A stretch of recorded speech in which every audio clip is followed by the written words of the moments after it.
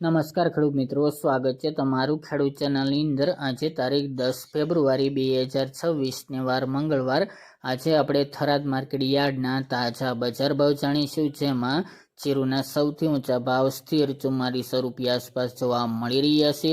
હજુ આ સપ્તાહમાં મિત્રો જીરુની બજારમાં ફરી પાછો સુધારો જોવા મળી શકે છે। વરિયાળીના ભાવમાં પણ આજે સુધારા સાથે વેપાર થતો જોવા મળી રહ્યો છે। બાકી મિત્રો જીરુની અંદર આ વર્ષની અંદર સુધારા સાથે વેપાર જોવા મળશે। તો ચાલો મિત્રો જાણી લઈએ કે આજે રાયડો, જીરું અને અજમાના ભાવ શું ચાલી રહ્યા હતા।